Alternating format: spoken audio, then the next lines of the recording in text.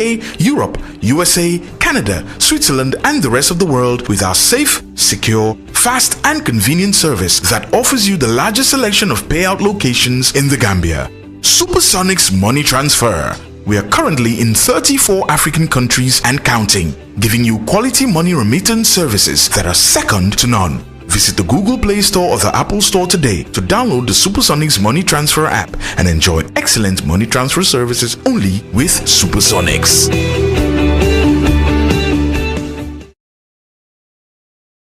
Its offices for the first time in the Gambia, a very small office, and focus mainly supporting the National Assembly to strengthen it as an institution.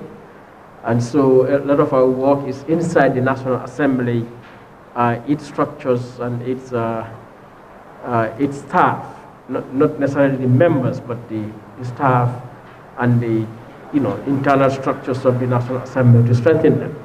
But of course, we've done a lot of other work with civil society organizations, particularly those engaged in the disability rights, women's rights, and youth. But as well, we've worked with with political parties for a year to support political parties that we have, and going forward, how can women become equal partners, equal players, given the issues, the concerns that emerge as a result of this pandemic. It has further exacerbated the conditions in terms of disempowerment, lack of voice, lack of participation, and low representation of women in decision-making institutions, and in access to power generally. So today, WFD decided to host this conversation. We actually call it a town hall after town hall, as it used to be, or it is said in the United States, basically have the actual stakeholders come and face an audience to have a conversation. As you can see, we're not going to have the usual opening ceremonies where we bring in dignitaries to make speeches, but I just wanted to should open it so that the conversation starts immediately between us and the stakeholders. That the matter concerns them more and us. So we want to do away with all the official ceremonies. In the course of the year, WFD had actually done some assessment to look at the impact of the decisions taken in response to the pandemic, in terms of how it impacts on women, youth, and persons with disabilities. And so we've had various consultations with different groups. And in terms of women, what has come out is that in the Gambia, to a large extent, whether it's the declaration of state of emergencies, the imposition of curfew, the lockdowns, have not fully considered the various circumstances, conditions of women, whether women in the market, women in the farms, women at home, working women, and so on. And so a number of suggestions or recommendations were made, which we have presented to government, the National Assembly, and some of the stakeholders. So today, what we want to do as WFD is to create this forum so that we look at women and leadership in the Gambia. So what we've decided is to actually invite all the elected National Assembly women, members who are women. As you know, we have 3 elected women in our National Assembly, but we've also invited lady councillors from BCC and Brikama Area Council. Unfortunately, though, we're not going to have all of them, so we're not going to have the member for Talinding, Honorable Fatima Jawara, and the member for Fonyi Bondali, Honorable Kadi Kamara, for unforeseen circumstances. And, but we hope we have in the House the member for Banjul South, Honorable Tumanjai, and as well as the lady councillor from Tukama, Honorable Fatou Jallo. And this conversation is going to be moderated by one of our dynamic women, educators, from the University of the Gambia, Madam Safetu Drame, to moderate this conversation. So what I would say is to invite Madam Drame to take over from here, but for the purposes of this and in terms of the COVID, to say, keep your face mask on, sanitize your hands all the time, especially when we have to move the mic from hand to hand, and so that we have a conversation, a brief conversation for the day. As I said, there are only 3 elected women in our National Assembly. Banjul, as the capital city, has only 1 elected lady councillor. Brikama Area Council, probably the biggest council, has only 4 elected women out of 28 councillors. So that goes to show that women are limited in number in centers of power, in decision making, institutions that decide the distribution of resources, the provision of services, and the protection of rights. So when you have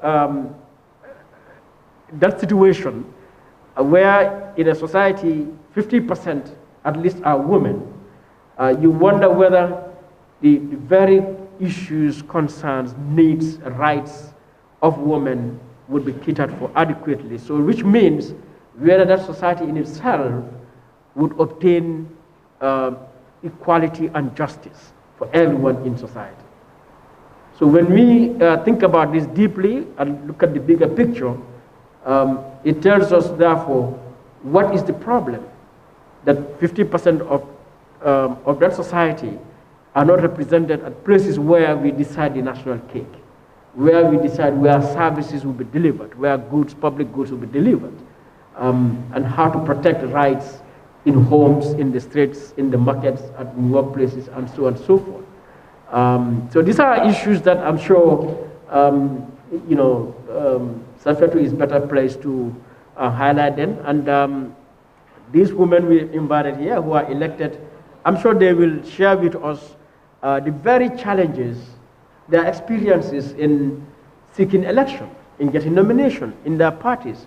As already elected members, are they even getting the necessary support from the institutions in which they work, from the constituencies they represent, and so on and so forth. So there are a lot of issues that we wish to discuss. And so I wish to welcome all of you and thanking you so much for coming. And so I see all the strong women leaders we have, here. That is very glad to know. Madam Hana, welcome, Foster. The Bakurin, head of Tango, is here. Salamanjai, welcome. Not in any order, but Ellen Jones, thank you for coming. So, and particularly to our students, the school girls that are here, to bring them to these issues as early as now, to understand the dynamics of their life, of society, and going forward, how do we do this? So having said that, I wish to invite Madam Safetu now, so that I can take the back seat. Thank you.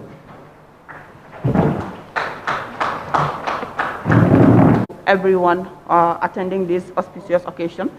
We know that the actual day is on the 8th of March. However, we are aware that when we start this celebration, it has to go beyond the 8th of March, even beyond the months, beyond the years, and every time we may need to be celebrated. So I am honored to be part of this celebration, which in one way or the other, I'm always part of every year. And I am glad to see women who have experience, who have first-hand experience of being political leaders in political parties or representatives at the National Assembly level or being lady councillors. This is something that is important for the younger generation of females to look into. It is also important for us to acknowledge the supporting hands of men men who stand beside women, who support women. It is not going to be possible without the support of our men. I am a product of that. My mom was supported by my father, and we have seen how she was empowered, and we were all ready to be empowered and benefit from this. So I'm glad that it's not only women in this follow. We also have men who have also a big role to play in this actual celebration of International Women's Day. So today, for this discussion, we will be having National Assembly members. We will also have lady councillors. Right now, I think we have only one National Assembly member in the room, Madam Fanmata Njai. Please, I welcome you to join me on the high table. We also have lady councillor, Honorable Fat Jallo. Please, I welcome you also to join me on the high table for the interesting discussion that we are about to have. I'm glad to see people from my ex-school, my alma mater, St. Joseph Senior Secondary School. I did my high school at St. Joseph Senior Secondary School, and I welcome all of the other students who are here to grace this important occasion. We know that it is important and it is of paramount importance to see women who have had experience to make decisions. It is often the case that women are at the receiving end. Whenever decisions are being made, we are the clappers, or we are just there to increase the numbers, but we are not actually at the highest level or the high positions that we deserve. And like Madi had mentioned before, it is important for women to be placed at the highest level. That way, we'll be able to influence policies, and these policies will affect us in a positive way because we are there for women at the highest level. We make better decisions, and that impacts on the society and other women that we have in our communities. But if we continue to be at the receiving end, that affects the rest of the women in our societies, because it is men who are making decisions behind closed doors in a male-dominated environment, and we are out there receiving or accepting these policies that we were not originally part of. But to explain these things more and to make this session more engaging, we would like to urge with all of you here to be part and parcel of this session. The participants, our honorables here, will be responding to any question that you might have that you might like to pose to them. Especially, we would like them to share their experiences being female leaders, because we know it could be good, it could also be bad. So they will be able to give us that first-hand experience, and we would like to indulge for you to be part and parcel of that, to pose questions when you feel like, or if you want, you can write down your questions in a form of a note, and it could be read for you, but we prefer that you yourself pose the question to the individual that you would like to ask a particular question, as they are all seasoned women leaders, and they have enough experience to share and motivate the younger generation. Thank you very much. Now I would like to invite Madam Fanmata Tomanjai to just express to us the importance of this particular session. How important is this session and the celebration of International Women's Day that we experience every year? Thank you.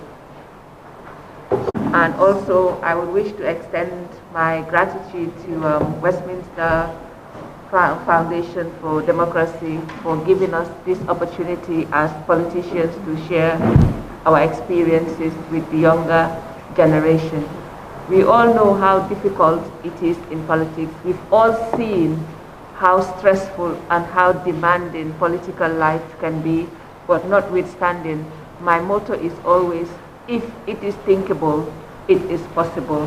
However hard, whatever it takes, I think we must try and do what it takes to be successful in what we do.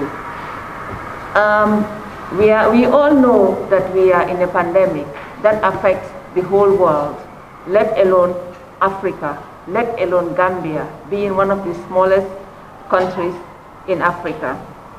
And we all know that as COVID-19 spreads, it is widely expected to have a disproportionate and devastating impact on us, especially us vulnerable women, especially us in the regions where the healthcare system is already challenging. However, we can all know that the pandemic would also provide an opportunity for us to reset our development, focusing on the needs, focusing especially on the needs of women, especially so on the needs of young women as emerging leaders in this world. There can never be a successful progress in development when half of the population are left behind. And who are those half? They are us, the women, and more so the young women amongst us. Though women worldwide are now at the helm of leadership, they are not at the numbers desired. Considering proportional representation, like I said, in Gambia, for example, women are over 52% of the population. And if you leave 52% of what we are, then obviously you are leaving the whole country behind. This, like I always say, would obviously have adverse effects on any development, especially so in a pandemic. Women also form the majority of caregivers at home and in our communities, and are more at risk of getting infected by this COVID-19. That is the reason why we should focus more on women. When looking at policy and lawmaking, especially during the pandemic, we must also bear in mind and consider what the United Nations came up with, the concept of build back better. I think we should always bear that in mind. How can we build back better? By not including and supporting women and the organizations and networks that represent them in the decision-making processes that will ultimately shape the world post-pandemic and in the future. According to the United Nations, this brief shines a light on the critical role of women leadership, and at some point, the brief recognizes pre-existing and new constraints to women's participation and leadership, and advocates for measures to facilitate women influencers over decision-making processes. It also makes recommendations to be considered by not only national, but also regional and international policymakers. As a lawmaker, I pledge as the theme of 2021 to ensure that women take leadership, not only to take leadership, but to pave the way to make it easier for women to take leadership. And my pledge is to take the burden on myself to make sure that that brunt remains on us for the younger generation to have an easy path along the way. And that is what all women leaders should do. It is rather unfortunate, and I would stress it, rather unfortunate to see that women, though calling themselves advocates, never stands up when other women need them. And that is rather unfortunate. I give myself as an example. On the 27th of February, I had my Congress, and it was seen worldwide, everywhere in the world, that I was being bullied. I would not call myself being bullied because I will never accept to be bullied. I will stand my ground to take what is rightfully mine, and I will always do that. But it is rather unfortunate to see women in the Gambia not reaching out to show that they care. I saw women all over the world reaching out, except for the mayor of Banjul, whom I will give credit to. No Gambian woman reached out to show solidarity in the disrespect that a woman was given in a political field. And unfortunately, that would scare young girls not to come into the field. I think we should stand up together to ensure and to pave the way, remove all the thorns along the way to ensure that girls are not scared. And I always say, my story is enough to stand and remove. My story, like I say, is enough, is sufficient enough to ensure that women emancipation is removed and paves the way for female participation in this country. And I will stand my grounds to ensure that young girls are given the opportunity to lead someday in this country. Thank you. Thank you. However, a better version of that constitution came in 1997, which gives Gambian people the sovereignty to be ourselves, to rule in our own way, to be continuous. As we all know, in changing times and in emerging needs, we need a constitution that brings in legal changes at their party levels, the policies that they have at their party levels, or the changes that they have been involved in at the national level. So all of it during our Congress that we must look into the new constitution to ensure that not only women issues are accommodated, but also youth issues. Because if youth issues are good, obviously women issues would also follow suit.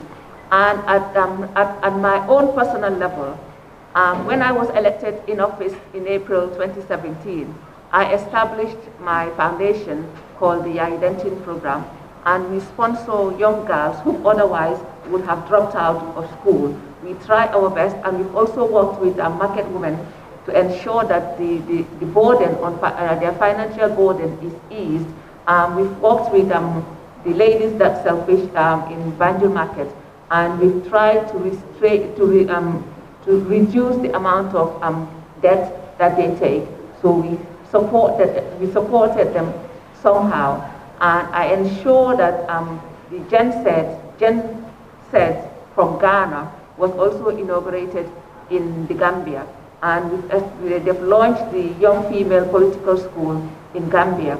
Unfortunately, I will have to dissociate myself from that, being a member of a political party, because the idea was to welcome every woman, irrespective of a political party. And if I am the face of my political party and I am seen there, it might prevent other people from coming. But I work behind the scenes with them to ensure that the doors are open for every girl child, because we want to see them at the helm of affairs. We want to see them in decision-making positions. Thank you. Thank you very much. I would like to acknowledge the presence of... tell you that I have many progress that I've made in my party level. Because contest for my party is one thing, and the other thing is, even in my party, when we were having our Congress, we wanted to contest because for the youth female president, only men we are contesting. But I decided to contest so that we can have female representative there. But fortunately, one of female youth came out as we were trying to convince her to represent, to come and contest. She contested, and thank God that she has won the election, and she is now the president of the youth in the party level. And the other thing is, in my ward, I have a ward development committee, which the majority are female, both youth and the elderly. I am already always trying to motivate them so that they can take key positions in other areas, so that developing the country and we can have our voice heard in the other regions. Thank you very much. Same question. Thank you so much for giving me the floor. First of all, before going further, I would like to thank the Westminster Foundation for giving me the opportunity to be part of this panel today. To answer to your question is, as a woman, we are participating a lot to make sure that we empower women in all aspects, both women and youth. If you go to the council, that is where we make policy. I am part of the Women's Affairs Committee, where we empower women, call women, those in business, and women who are not doing anything, who are not engaged. We discuss with them, talk to them to know what is their problems. Then we push it to our council sitting so that they can be considered. And also I am part of the youth committee, where also I am pushing very hard to make sure that youth are empowered. Because if you want any country to go further, you have to empower the youth. If you empower the youth, you will get the women and you will get everybody. So I am in that group also to make sure that we fight for the empowerment of youth. In our party level, we are doing very well to make sure that we empower women. During this Congress, during our last Congress, the party decided to empower women, because we have the women mobilizer, the deputy women mobilizer. We see to it that they are now getting old and they cannot do all the work as expected. So what we want to do is to empower women, the young women, to come on board so that they can learn from the elders. Whenever they retire, they will take the leadership mantle. So we elected some of the young female to represent some positions, which I am part of. Then the youth sector also, we said that the national youth mobilizer is a man. The second, the deputy women youth mobilizer also is a man. Where are the women? Because in the youth sector, you have both men and women. You have boys and girls. So if you have only male representative, you don't have the women. When is the problem of those female youths be solved? Because female representative is not there. So the female representative is very key, because you have the young female youths in the system, and those female youths should be very much guided. And you should have a female leader who will guide those young youths, female youths, so that they will be a substantial youths tomorrow. So in that also, I am appointed as the second deputy youth mobilizer for our party, which as of now we are trying to meet all the youths across the country, especially the female youth, to discuss with them, ask them what are their problems, what are the challenges that they are facing in the party, so that we can come out with solutions to solve those issues. So as of now, this is the stage where we are. Thank you so much. Thank you. Like you've mentioned some of the challenges that women face. Generally, as a nation, we have faced several challenges. And we know that the Gambia was not able to meet the Millennium Development Goals that were set. The target was to get at least 33% of our parliament members to be females. But according to the report, we only got 9.4% of the parliament members being females. So we have a long way to go. Personally, you might have had your own experience of the barriers or the specific obstacles that you face being a lady councillor. So I would like you to tell us some of those obstacles or challenges that you face. And to inform all of you, including the speakers on the high table, you are free to also speak in the local languages, any of the local languages that you are conversant with. So you are also welcome to participate in any language that you is comfortable with. So I will let her respond to that, and then I will invite the lady in the floor to also make comments. Thank you. Thank you very much, Safiatou. I am very much glad to receive such questions from you. To be a leader is not easy. You just have to be focused and know the purpose of you being to that place. If you want to be a leader, you have to take everything. Because in the Gambia, it's very serious. Gambians have to change their life, especially Gambian women. We have to change our attitude in the way we approach our fellow women. Women in the Gambia, they are ready to be leaders, because women are leaders. Even at home, we take care of the kids, we take care of the family, we take care of the house and everything in the house. That is leadership. We have our children, we advise them, train them how to cook, how to wash themselves, how to prepare themselves, how to greet elders. It's all leadership. We are leaders in our house. But if you want to be a leader for a position, it's always a problem in the Gambia. Nothing but we the women. We don't want to see our fellow women prosper. We can dance and clap and buy asobis, do everything for men. Even take your financial support and give it to men than to give it to your fellow women.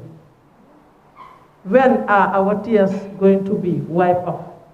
If we, the women, who should help each other, support each other in all aspects, so that most of our issues will be solved by women. If we don't support each other, when shall we get that? We will be crying, crying, crying. Nothing will be solved if we don't change our life. Men support each other. Men support women. Why can't women support each other? And we call ourselves women. We said we want to empower ourselves. This women empowerment is just going to be women empowerment, but it will never be unpractical. It will never materialize because the way and manner people, discriminate each other. As a woman, when I stand as a candidate, I face a lot of challenges. Some people were telling my husband, don't allow your wife to be a politician. Whenever she gets into politics, she will be a prostitute. That is one. Whenever she gets into politics, if she gets money, she will disappoint you. That is women's life. Is that our life? Women are taking care of their houses. Whether the husband gives you fish money or not, you are doing your part to make sure that there is peace in the house. Why are women just wicked like that? So many challenges, we come across a lot of issues. When I stand as a candidate, after saying that, my husband responds that I know my wife very well. And I know her reason of going to this politics. So that one, they did not do anything. They cannot do anything about that. What they said is, I am from the provinces, because originally I am from Bansa. She is from provinces. Why should she come here and take position in the Congos? If IEC said, you are free to take any position anywhere you are, who are you to against me? A lot of things, they insult, they discriminate, just to discourage you. But as a woman, we need to be ready if we really want to empower our fellow women. You know your purpose of being a politician. Just be focused. Nobody should distract you. Just have your aims and objectives with you and push ahead to achieve those aims and objectives. If you look back, you will be distracted. People have to change. There was a time I even regretted. I even wanted to go and decline my position because of the insult. And the most serious issue is that my close friend, who I was working with, going together, with doing everything together, was my first enemy to fight against me. When I was going around to give kola nut and minty to people to show them that I am given this position by my party to stand for APRC, my friend also bought kola nut and mint, going around telling them that, she is APRC, don't support her. Some people, some people, they are smart. So they asked, I think she was your friend, and she is still your friend. Why are you against her? When did she come here? She just came few years ago. Why should she be given this position? As a Muslim, you have to be faithful. Whatever you see, whatever you get, know that that is what God destined. And if you have that in mind, you are free. The insults, they bring very bad things. Some people will go to the marabouts, sometimes I'll just wake up in my house, I will see meat just at my door. Sometimes I will see needles and other things. Those are all challenges. But I was just faithful to God and also stick to my aims and objectives, stick to my ambition, and I am there. So what I want to tell the young female is, don't fear to come into politics. Just come on board. We need these women leaders. Because there are a lot of problems affecting women in this country. It's because we don't have full representation. If you go to the National Assembly, you have only few ladies. When we say this issue is for women, we want this thing to materialize. If we say voting, only 3 women. The whole assembly, 58, is only 3 or 5 women. The rest, all are men. When they say no, they will not push it because majority carries the vote in the National Assembly. So we are urging all young women to come on board, despite all the challenges, all the insults and everything. What is important is what they are saying about you, prove them wrong. If they say if you vote Fadjalo, Fadjalo will be a prostitute or Fadjalo will be this, prove them wrong. That I am not that, and I will never be that. I am here for a mission that is to help the women, to empower the women, fight for Gambian women. I am there for that, and I will do that before the end of my term. Just stick to that and do what is expected of you, and you are free. I thank you so much. Thank you very much. To invite the lady in the floor, maybe someone would help me give her the mic. I think she has something to say.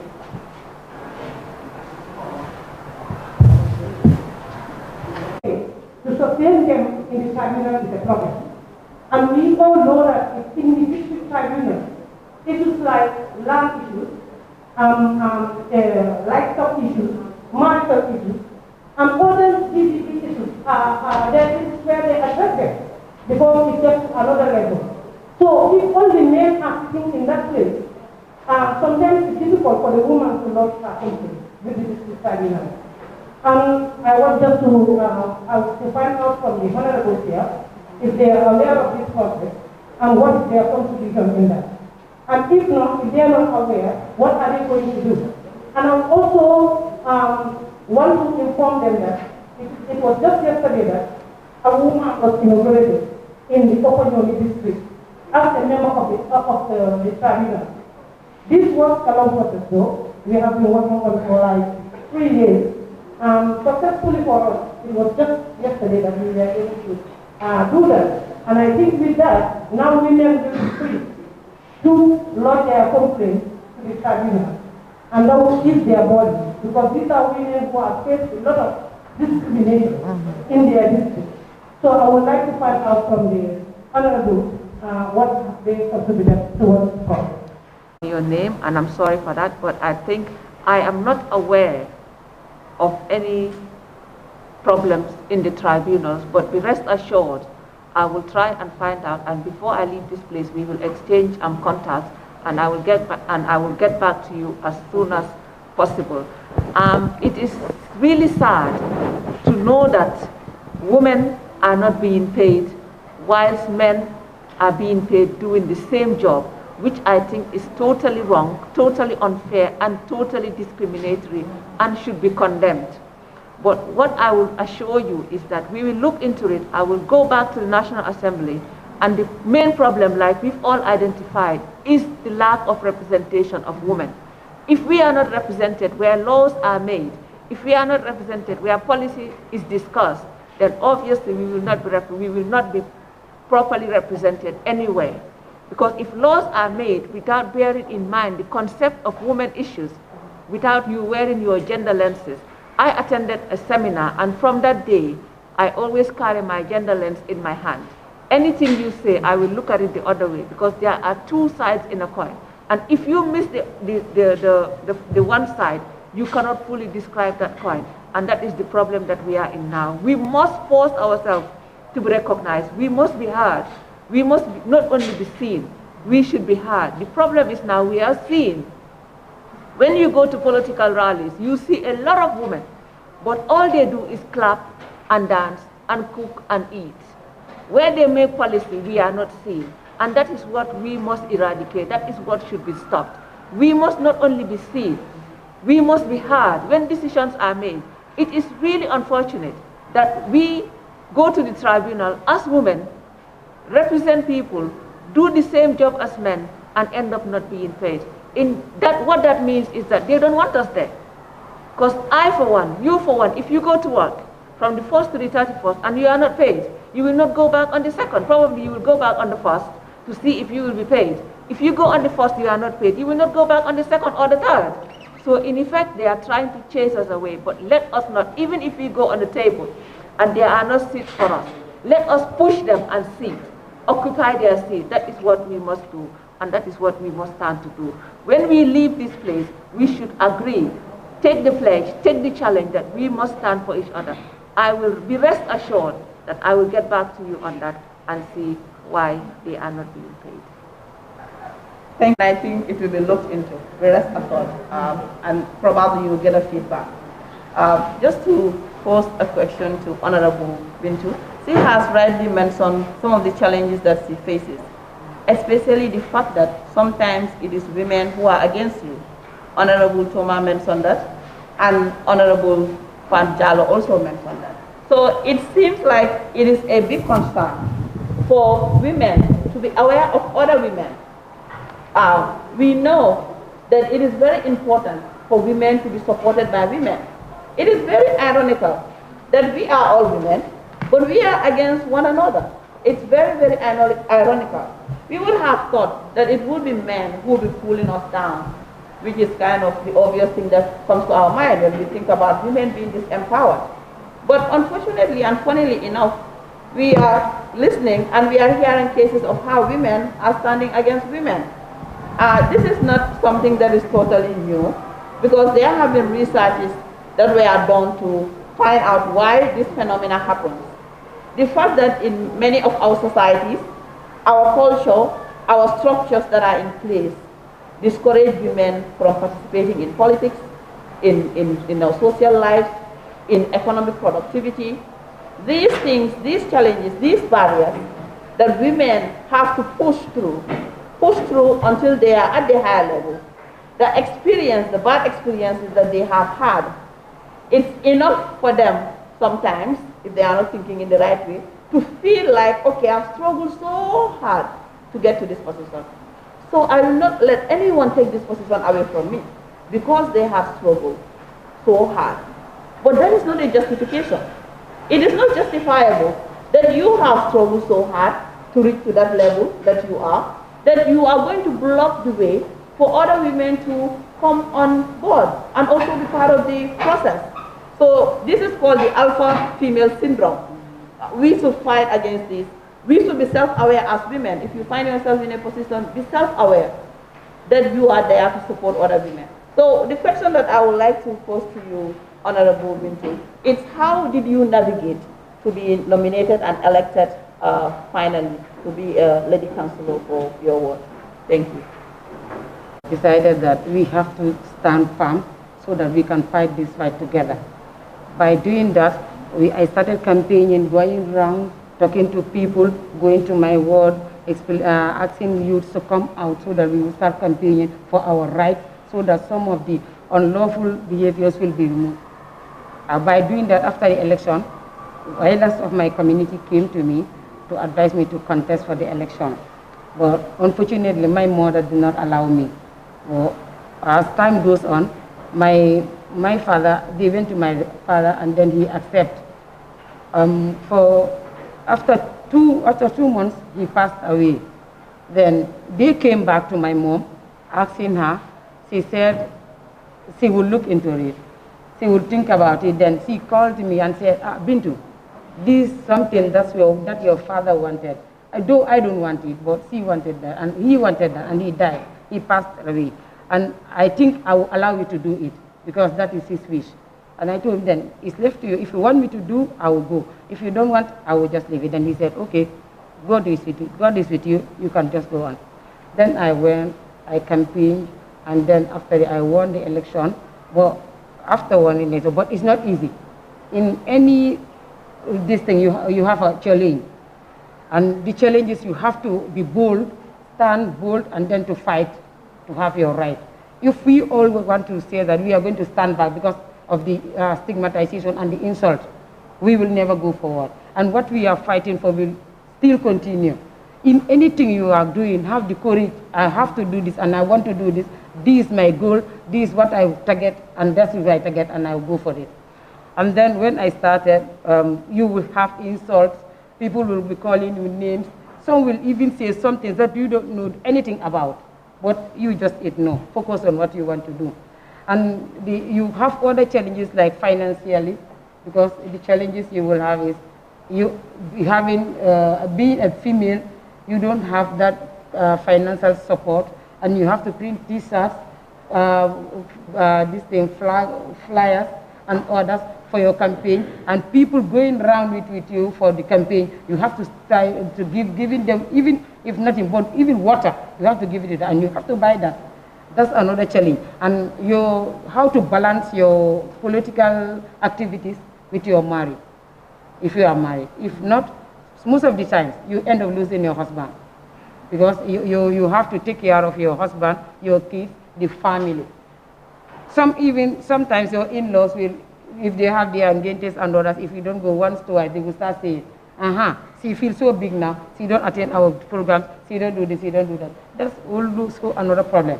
And even if you are in office, your male counterparts, anything you say or do, they will think you are challenging them.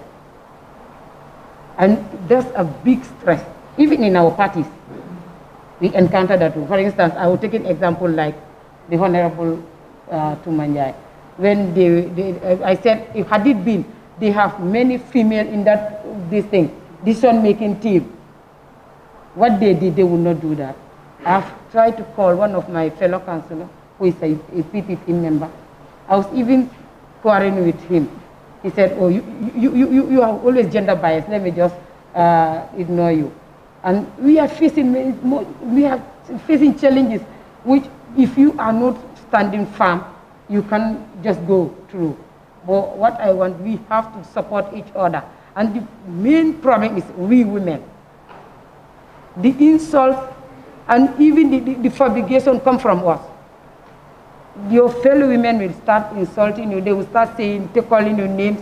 They will even go to the extent that they will look for a female candidate just to oppose you. And it's just going to drag us backwards. We will never go forward. You would think that, as far as I'm fighting Honorable Tuma, or I'm fighting Honorable Fatmata, she is not going forward, then it's enough with me. You are also going backwards, because your voice will not be heard. And that's what we are fighting for. I think it is high time now we also educate ourselves, and not to be this thing brainwashed by the men. Thank you very much. Thank you. My name is Mrs. Helen Johnson. I'm the National Women's President for Gambia Democratic Congress. I'm sitting here under the voice of my fellow women. I think we are all going to the right direction. First and foremost, I think women, we have a special wisdom God gave us to be a ruler, because we demonstrate it well in our homes. Women are the backbones of the home. We are the engine. If the engine breaks down, then the home breaks down.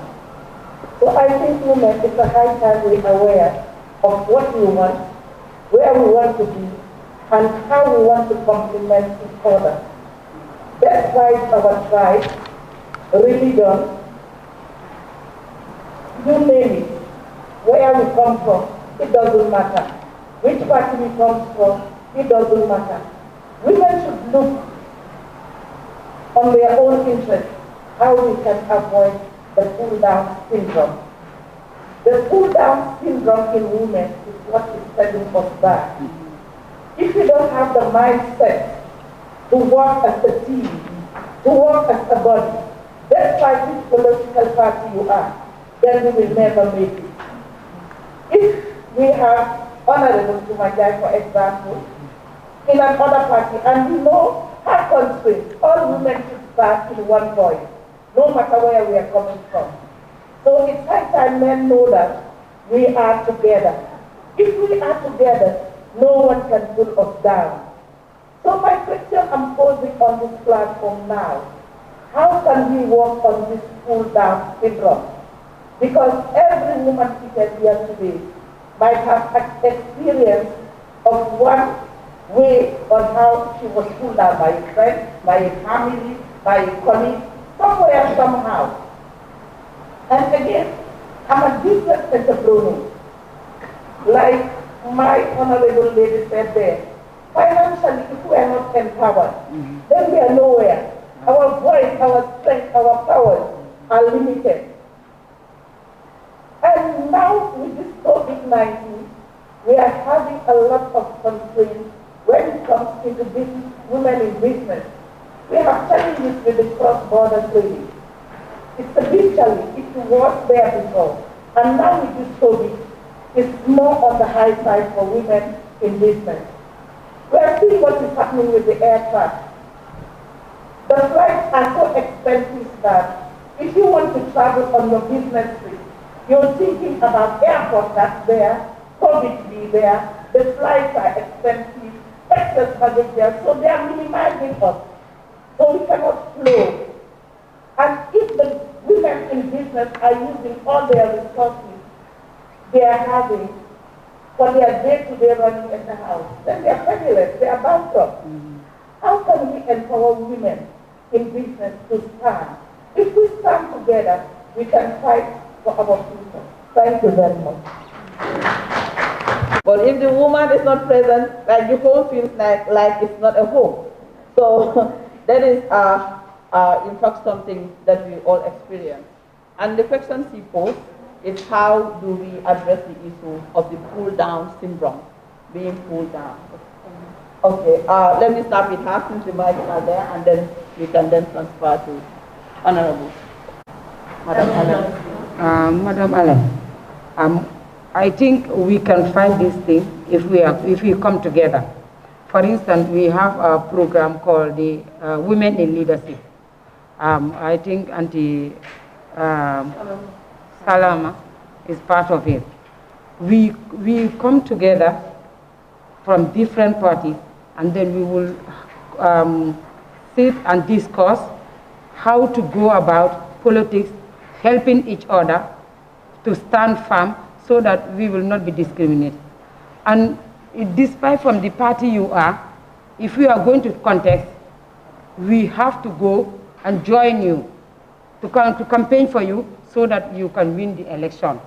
And then we have the mentors who are there to show us the way they were doing by the time they were doing this politics, they were into politics, and how to support us. And the other thing is, like Rafaela too is here, where you can come together as women, any area you see a woman contesting, you will join hands together and support that person. If we are doing that, and we are doing it wholeheartedly, it's not that half-heartedly, or you are doing it just because they want you to be there. It will work, and we can do it. Politics is all about management, and we are the women managing the households.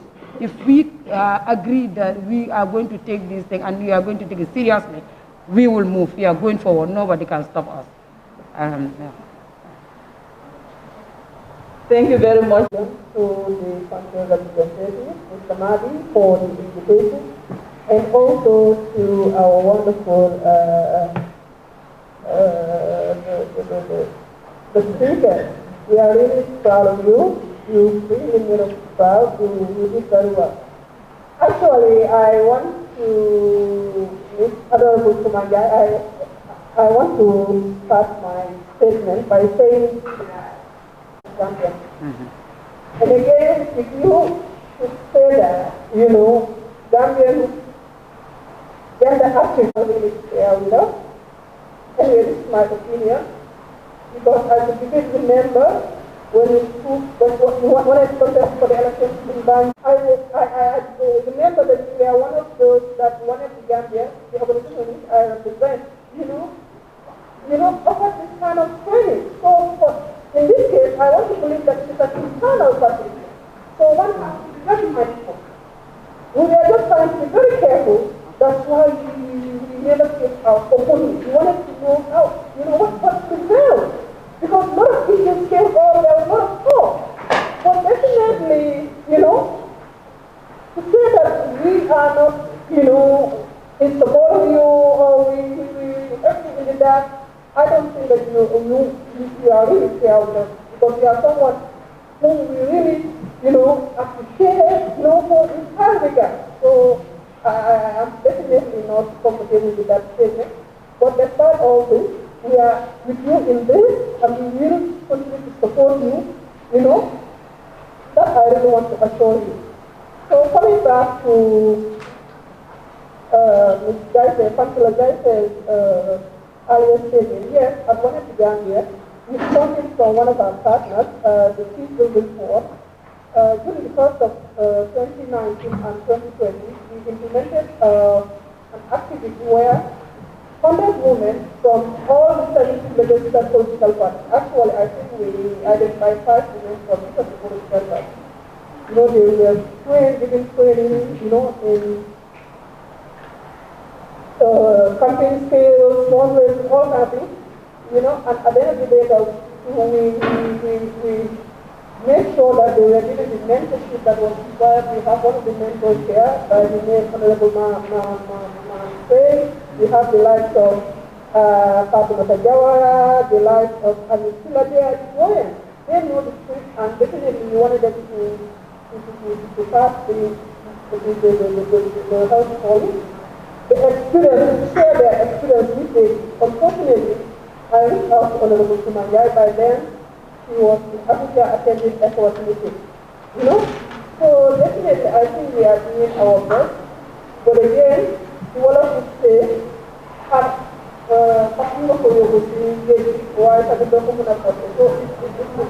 left for us now as women to make sure that at least we have the confidence. There will always be, obstacles, but again, you have to be very strong. That's the always want you to do. If you cannot be a smooth train, you can. Look at it. We've been told that, there is this 30% quota for women. We are anticipating that when this draft constitution is passed, at least we have a 30% quota. But we've been told that, some of our political leaders, mostly men, were against it. I think that if you want to go out and contest. So which is very sad. And if you look at it, we are with 58% of the voter population, 51% of the population, 58% of the voter population, but we are just 9% in the national assembly, 9% at the national assembly. We are talking of women in rape, maternal mortality, the poverty, all those kind of things. Without having enough representation of women at national assembly. We solve those issues? No. So we rest assured that we are with you all the way. Honorable Suma, I don't feel bad about it. We are just trying to be very careful, not to be interfering because the internal party thing, but not that we are with you. We always celebrate you and we will continue to celebrate. So thank you for that. Must look up to us, and we must bear that branch for them to be able to forge ahead. But that wasn't what I actually meant. I meant, even if it's personal, because yes, it is an internal politics, but then those internal politics make the external one. And if you cannot make it internally, we've all seen how good Yakumba is in Parliament, but she failed to be elected within her own internal party. And had it not been had she not been nominated, we wouldn't have known how brilliant she was. That was what I meant.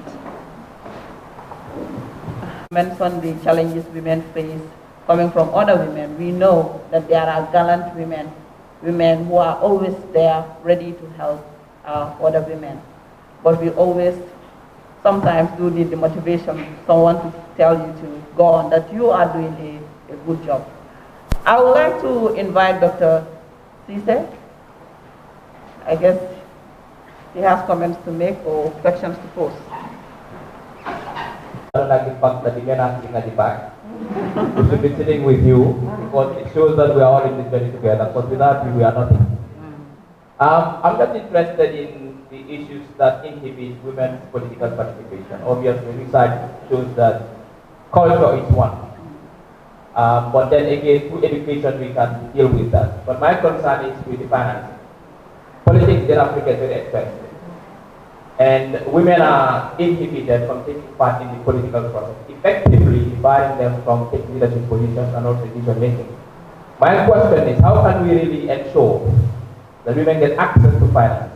Because one of the disadvantages is financing. If you go, even within a political party, you go for a primary with a male counterpart who has access to more money. And even it shows that the women are poorer in the Gambia than men.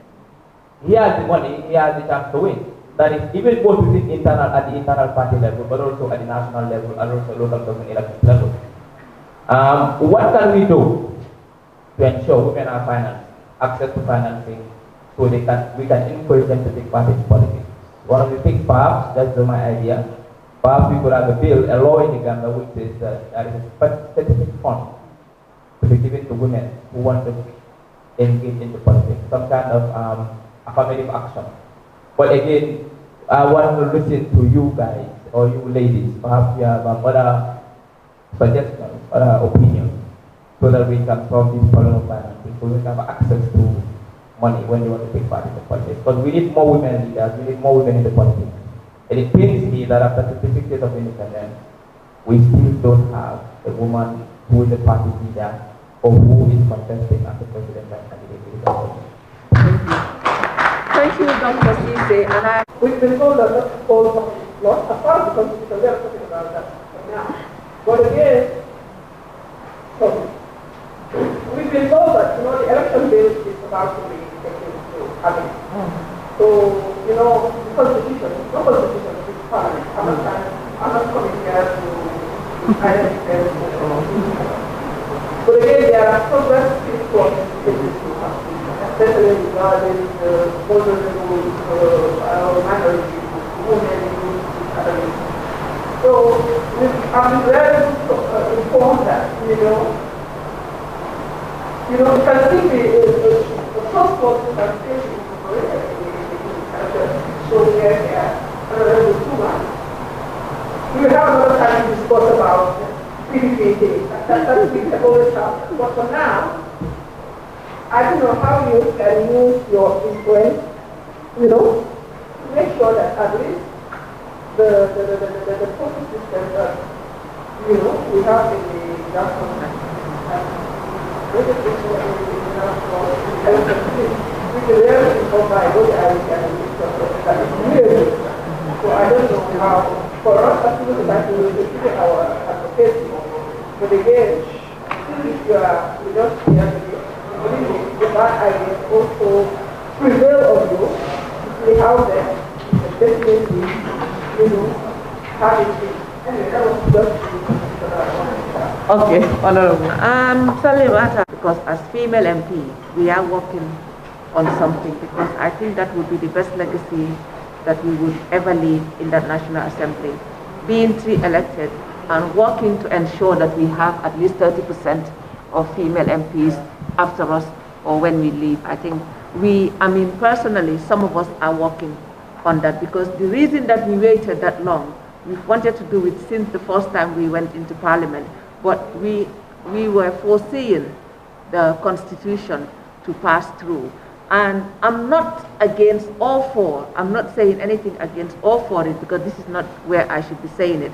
But the debate on the Constitution should have been looking at the task that was given to the commissioners.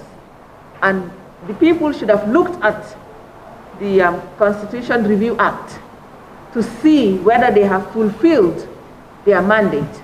I think the debate should have been that, not minor issues that we are debating now. What were they asked to do? They were asked to give us term limits.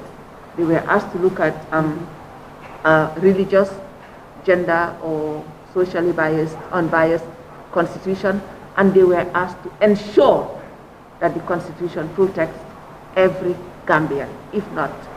But that was not what the people were looking at, unfortunately. But then again, as one of few female MPs in the parliament, I think my best legacy would not be a new constitution. It would be an affirmative action bill. It would be to ensure that future generations would have their place in parliament. Because like she said, we had to struggle for it. We had to fight like men. And what I would also tell these young girls, proudly seen in school uniform, do not compromise your integrity. Because for me, it's not about education. We have the least educated woman there in the up countries, and they have the highest integrity compared to any politician than you can say. Because for me, it's not what you achieve. It's how people see you, your dignity. Because for me now, there is no dignity in politics. And that is what you and I must try to restore. The dignity, the integrity in politics, so that what you say is what you do. What you are seen to be doing is what you are seen. When you are not seen, what you will do. I will not come here and advocate for more gender, for more gender in my National Assembly, for more female, and then go back in my National Assembly and do otherwise. I will not say that I am going to retire in politics in 10 years' time and then come back and fight for positions with you. That is not what I call integrity. That is not what I call dignity. Educate yourself, but don't forget your integrity. Don't forget your dignity. I think that is the most important. Everybody thinks that I use money to campaign. I don't. I base my campaign on policy. In the last month, I've been through the length and breadth of this country, and my total budget was 18,000. Whoever stands here and tells somebody that I bribed somebody would go to hell because of lying, because I do not condone bribery. What we must do is to work on policy, what we wish for the country. I think people will appreciate that more, but like Ismail, like Dr. Cisse said, it must be controlled by law. There must be a law that states that we need a limited amount of money for campaign. Otherwise, people would not understand what campaign is. You have a team. Of course, when you go on tour with your team, like she said, even the water, because they are not on holiday. If you go on holiday, you take care of yourself. Campaign is work, and you must be paid for it. In 2017, I employed my campaign team. It was not for free. That is why I'm the only politician, I would say, that does not have a group. When it comes to, and I maintain them, because they are going to be my next campaign team if I should run for elections again. But it is an effective team. Each and every member has a job, has a TOR, what you should do. 4 o'clock every day we meet, you give your report, what am I going to do today? And 8 o'clock before we go home, you tell us what you did. And we buy you credit, but we do not bribe. And I think that is a law that must be looked into, because we've all seen that the richer you are, the most likely that you will win your election, as compared to the poor man who can be more capable. So what we need to look at, not look at your pocket, but look at what is in your mind. What are your intentions for the people? I think that is what is the most important thing. We have students here who will become our future leaders, and they need obviously to work hard, be aware, so that you'll be able to influence policies, to make the right decisions, and you would be employed to have something at least to start with. I just wanted the speakers to respond if you have anything to say about the finance aspect. As long as we are lucky to have our women, that is the Vice President's office, who is a woman and who is there for all the women in the country, in order to empower women to take part in politics, We all know that women, even in the combos here, are not financially strong, much more those in the provinces. And there are very talented women who wanted to participate in politics, but because of financial challenges, they cannot come in. I'm urging the government to look for a budget for women. Women who want to get into politics, there should be a specific budget for them that the government should look into. If they want to bring in more women, there should be something for those women to start up. The government should do that for the women. If they want to empower the women, they want to wipe the tears of the women, there should be a budget that is specific for women who want to be in, who want to get into politics, so that they can start with that. But if there is no budget, there is nowhere that we can get money. It's a problem for us to get in, because even at our local level, if you are in an association that is this company or so, if you go there, you want them to give you money to start with your campaign, because maybe you are not in the same party with that guy, they will not look at you and they will not help you. Though it is your money, but they will delay your time until you will not get that money. So I am urging the government, that is the Women Affairs Ministry, to come on board and create a budget for women in politics, so that we can all have the zeal to get into politics, because we will have the hope that there is something for us to start off, because the government cannot do it all. You as a candidate should do something, but if you don't have anywhere to rely on, it's a problem for us. So that's my own suggestion. The women inspiring candidates to be given to them, despite of their party, to be given to them. And the second thing is our party level too. They should put a budget for the contestant. Being a female, if you are a female contestant, they should program, they should give a percentage that you will use for your campaign. And Rafaela also is here to help. It's, though we are just starting, Rafaela is just introduced in the Gambia here, and we are starting, and I think they would like to help too financially. One of two, they're also helping. And I think being a woman, if we have all this financial support, we can stand firm and we will have the courage to contest with any man. That's what I see. I think when we talk about financing, I think for me personally, it would be very unfair to just give to women. What about to people with vulnerable disabilities as well? What some other institutions do, they fund in different ways, like not finance, because for me, when it comes to money, I'm a bit skeptical, because you might not use it as, for that purpose.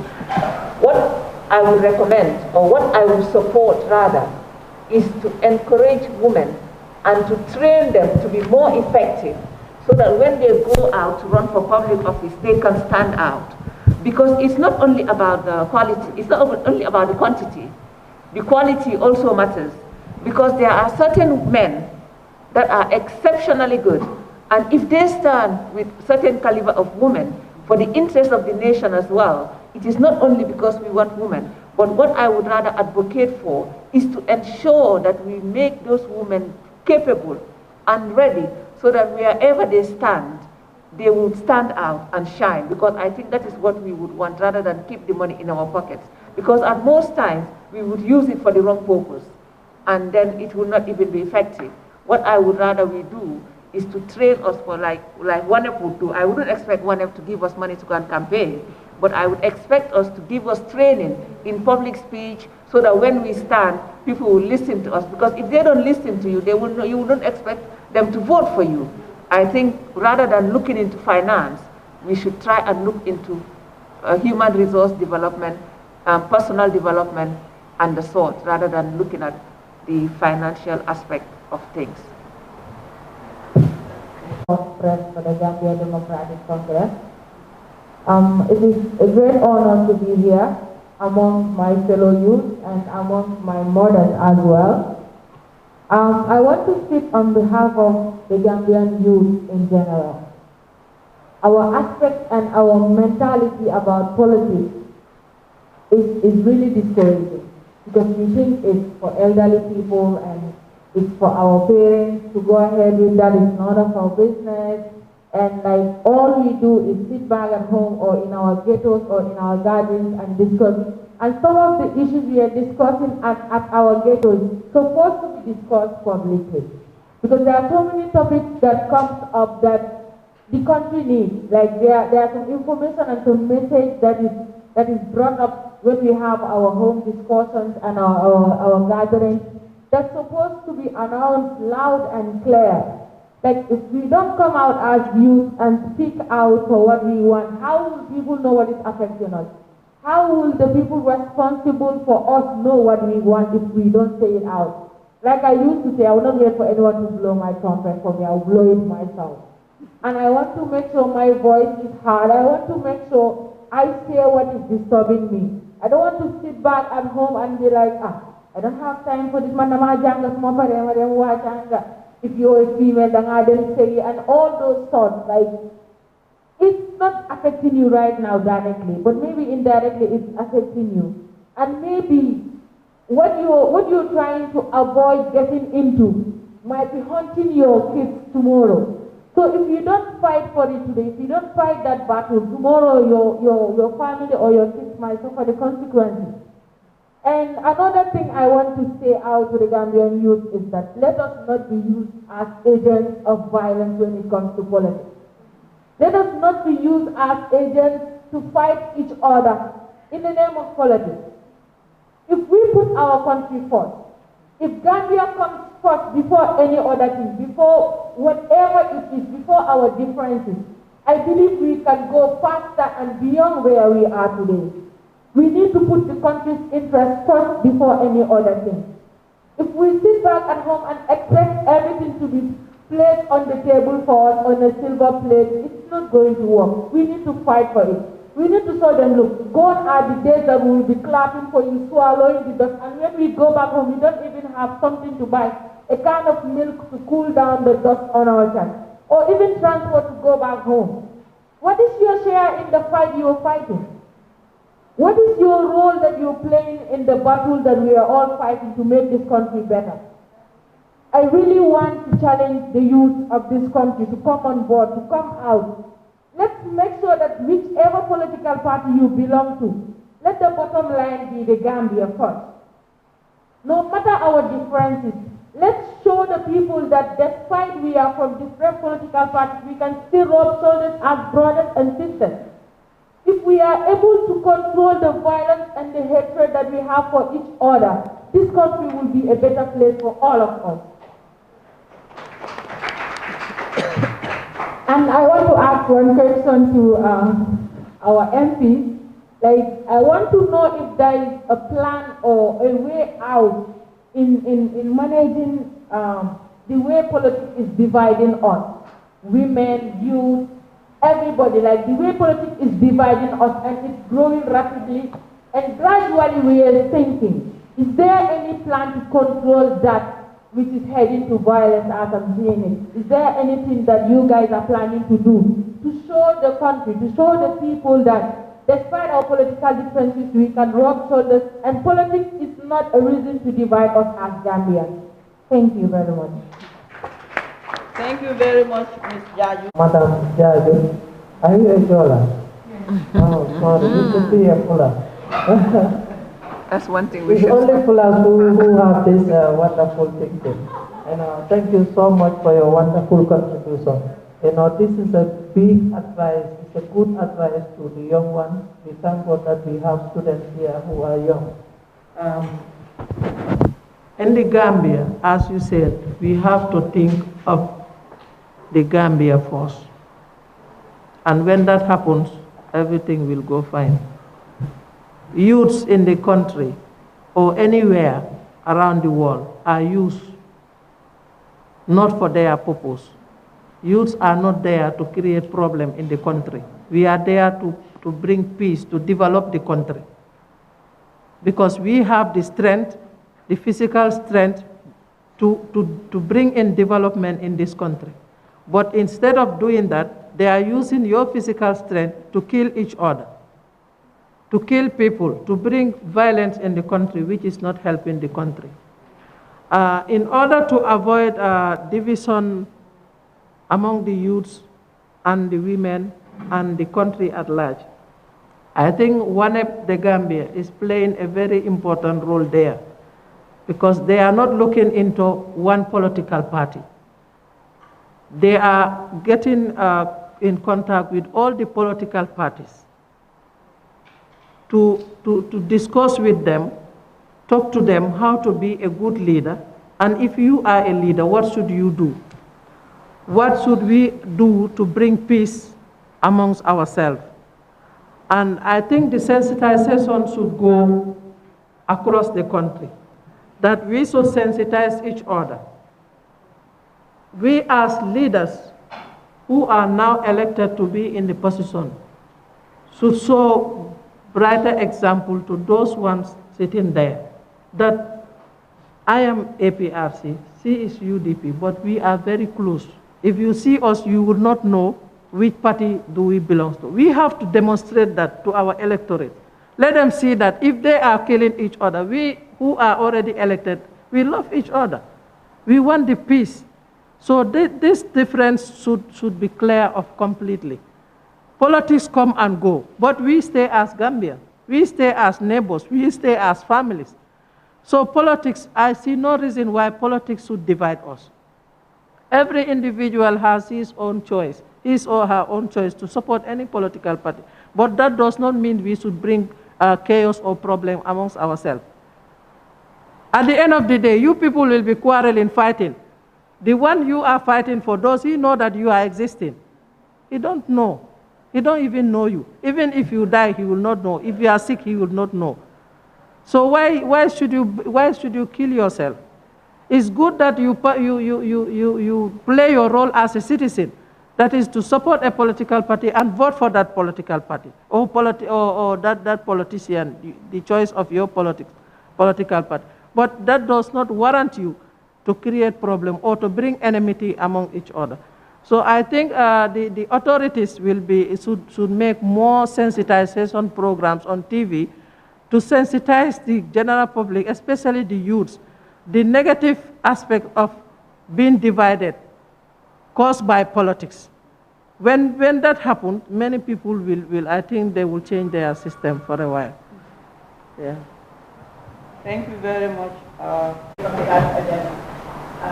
It is really an honor to be here by this person, Honorable Tuma, Madam Brown, my own lecturer, to speak by this person. This is really inspiring for me. First, I have a comment, then after to my question. When you look at the situation of the Gambia, especially when it comes to political parties, the issue of women empowerment or trying to encourage women from the political party to take part into or to lead the vision of the party or to at least lead the political party. It's just more of a lip service. Sometimes you will have men that are leading political parties or that are key decision makers in the political party, and they will tell you that we have women empowerment programs, we encourage our women to take part in decision making or at least to lead certain critical positions. But inside the political party, you see that there is a lot of conflict, there is a lot of pushback to these particular women that want to come forward and at least take part in leading parties or at least taking critical decision-making positions in this political party. So if we say that we want to introduce a quota system in our political parties, or at least we are saying that we are encouraging women to take part, this is something that we have to mean. It doesn't just have to be a lip service, but we have to see people acting by it and also encouraging women. If there is a position that a man and a woman is trying to compete and the woman has the capabilities or the potential, why not give her a chance to at least try and see how she's going to do that? But most times this is something that our progress can also do. So secondly, I have a question that is, we all know that the COVID-19 pandemic has worsened situations of women in politics, in decision making, and inequality is in the rise, discrimination, and the list goes on. How do we think, or what innovative strategies do we think we have to tap upon using the COVID-19 pandemic, or in terms of leadership? What innovative strategies do we think we have to adopt to make sure that we make the situation of women in political leadership, young rising women take part in decision making? How do we think we can encourage these people to take part in politics or to take part in leadership positions? Let's Sorry, it's hard. So can you give the mic to me? Because we can have this conversation as many as possible. We can do the advocacy, but the CSOs have been doing time as long as we can remember. My issue is we have 9 months to presidential election and 13 months to National Assembly election.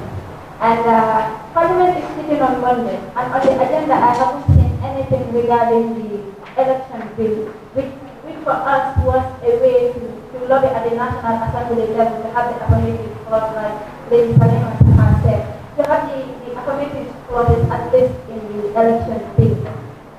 Time is taken against us. What do we do? Because if Parliament sits on the 15th, what I think before it sits again will be in June. And 6 months to election, we cannot change law. So that means the affirmative clause will be out of our sight, because we cannot have it neither in the presidential nor in the parliamentary election. My question is, what do we do as civil society organizations and as women representatives? Thank you very much. Thank you. Can you please, since you collect all the questions, I have questions. you just collect all. I'm going up country. Oh, okay. We'll take one question and then she will respond. Allow her to pose her question. We have been advocating for women's rights, women in politics, all along. I think this thing has been going on and on and on. And most of the things we are talking about is still the things we are doing. What are we going to do?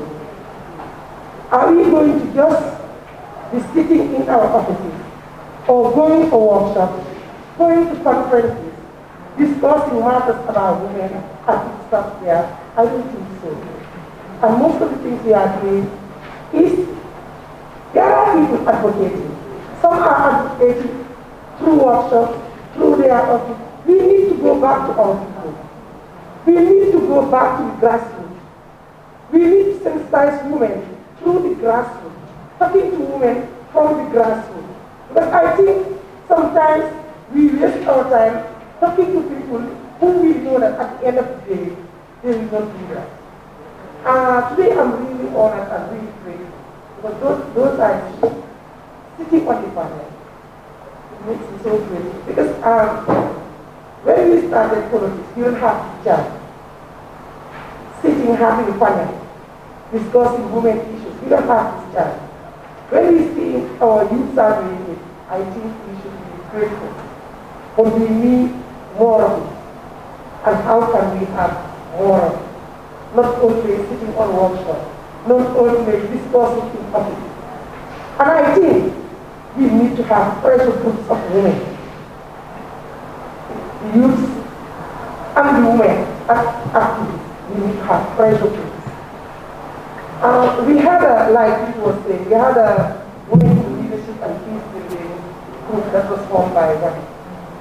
Today, we the women in that group, if we met, you will not know who comes from which party. Because what we discuss there is Gambia. What we see there is Gambia.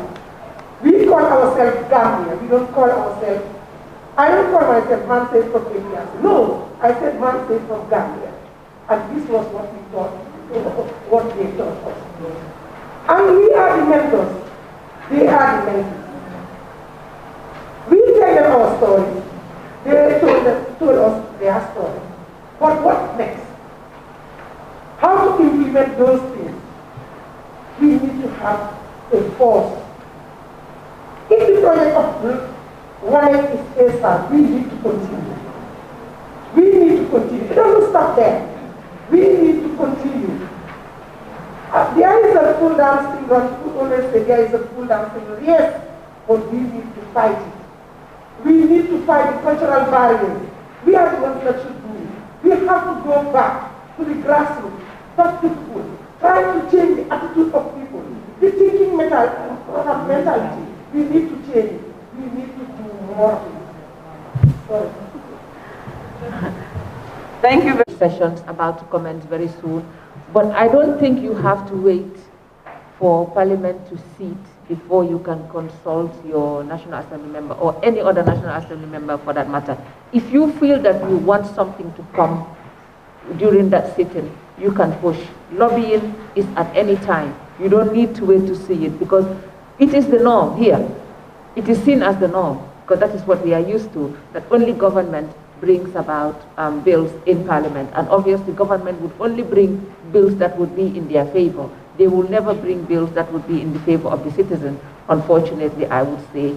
And I think, like I just mentioned, maybe you missed it, we are working on it, and we are not looking on the presidential elections, of course, because I've not seen any female being encouraged, being given that courage to stand up and say, if a female is not given the seat at the executive of their party, I don't think they will be given that opportunity to run for presidency. And I think we should say no, because if we are the majority of voters, we decide who to vote for. But then, like I said, we can engage more on that, but don't be surprised if you see something that is not on the agenda as advertised by the National Assembly, because they are not cast in stone. They can be changed anytime. You can advocate with your National Assembly member. And it's rather unfortunate that Dr. Cisse posed the question about financing and he has left us. So it shows, like my younger sister there said, is it only lip service? When we ask questions, we should give them the decency at least to listen to our answers. It shows that we are just here to talk. And that is not what we women want. We want to be seen to do what we say. You ask a question and then you leave. It's like you just wanted the world to hear you, but actually not interested in the answer for the question that you posed. That is rather unfortunate. But then again, we are all politicians. But mind you, young girls, we want to be role models, not only in terms of what we say, but in terms of what we do. And I would also want to excuse myself. I'm supposed to go for a tour, but because that is my own political party thing, I thought I would respect the invitation from Westminster Foundation and talk to the young girls that I see as our future leaders. So if I can be excused now, thank you very much.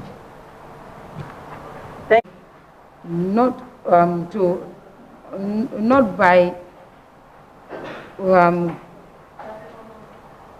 I don't know how to explain this.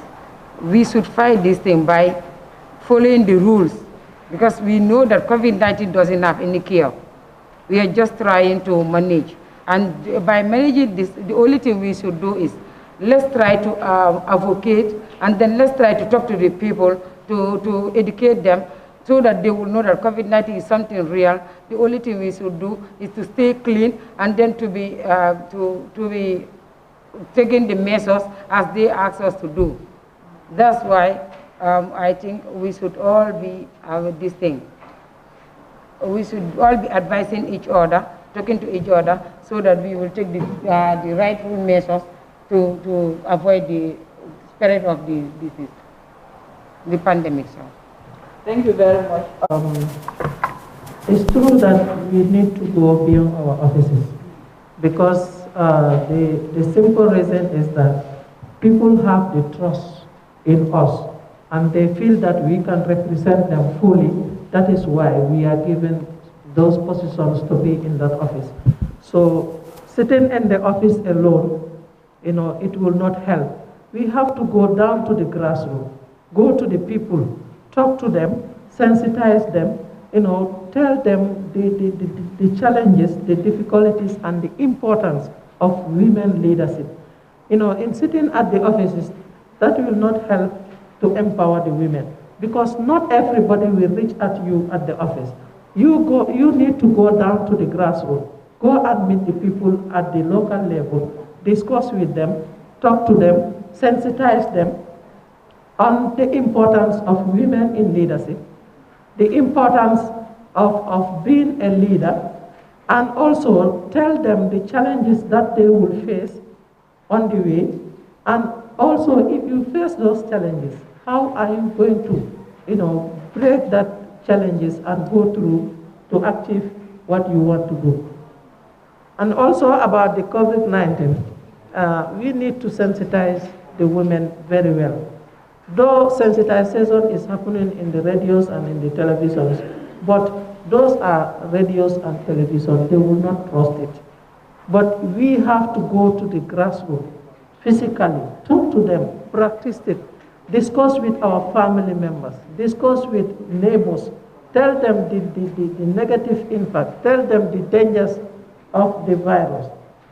Let them be strict to what the health organization is saying. What they advise us to do, we do that. What they avoid us to do, we avoid it. If we maintain the rules and regulations of the health, what the health department says, we will minimize the issue of COVID in this country. Because Gambians, we are known to be respectful of our rules and regulations.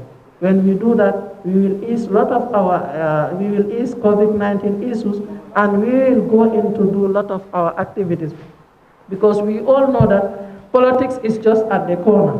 And if this COVID-19 issue is not addressed, we will find it very difficult to get into politics. We will not do our politics as expected because of COVID-19, because you cannot reach to everybody and you cannot be in a big gathering to express your views, to talk to the people. But when we try to stick to these rules and regulations, what the health minister asks us to do, stop this, we stop it, do this, we do that, and we'll go away with COVID-19. Thank you. Thank you very much, my honorable. Ask pose them the questions that you might have. I would like to thank Honorable Bintu SMDT and Lady Councillor Pat Jallo for being here with us. I would like to thank representative from WANEP, representative from APRC, I guess, representatives from GDC, Honorable Ellen, any individual who is here with us on this platform. It's great that you participated, you made the session lively. Being here alone, it's enough. It shows that you have something to bring to the table. And to conclude, I would say, women empowerment, whenever we speak about women empowerment, you don't have to go far to participate in women empowerment. You have a friend, you have a sister, you have a mother, you have a colleague at work who are women. Being nice to the next woman, it's women empowerment. Giving them encouragement, telling them words of motivation, giving them guidance, talking to them when you know that they are stressed out, it's all part of women empowerment. So we all have to bring something to the table. Therefore, we need to ask ourselves, when we think about women empowerment or when we have discussions about women empowerment, what do I bring to the table? What do you bring to the table? What do we all bring to the table? I thank you all on that note, and see you some other time.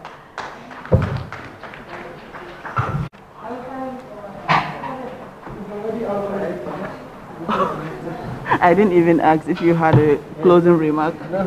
Okay. Okay. I just remember that. Okay. Thank you. I don't to start. So thank you so much for to all of you for coming. From lawmakers, policymakers, and so on and so forth. A lot of issues we need to address. We need to got side that is, allow equal participation of everyone, so that everyone's issues, concerns, rights, and needs are addressed fairly, justly. So, in our political parties, we need a lot of changes there. In our national institutions, local institutions, at the national level, we need a lot of changes in our laws to capture and achieve that objective. But also, in the society as a whole, we need a lot of changes too. We need a lot of awareness creation. I think some of the things, the challenges you people face simply because you are a woman, require so much awareness creation in our society.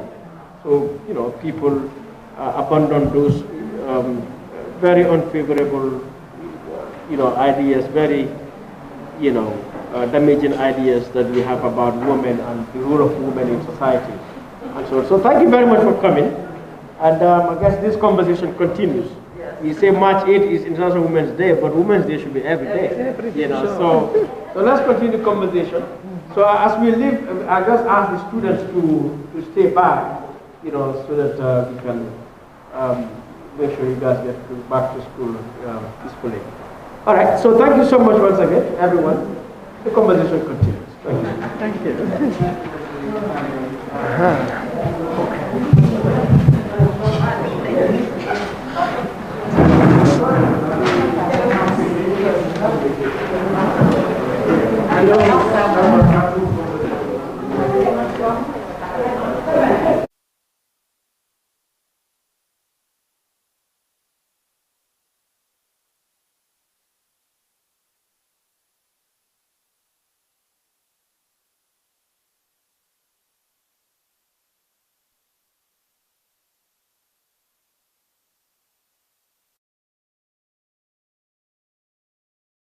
Has got you covered. With the largest payout network in the Gambia, you can now receive your monies anywhere you are, from Kartong to Koina, with less hassle. Yes! You can receive monies from your family and friends in UK, Europe, USA, Canada, Switzerland and the rest of the world with our safe, secure, fast and convenient service that offers you the largest selection of payout locations in the Gambia. Supersonics Money Transfer. We are currently in 34 African countries and counting, giving you quality money remittance services that are second to none. Visit the Google Play Store or the Apple Store today to download the Supersonics Money Transfer app and enjoy excellent money transfer services only with Supersonics.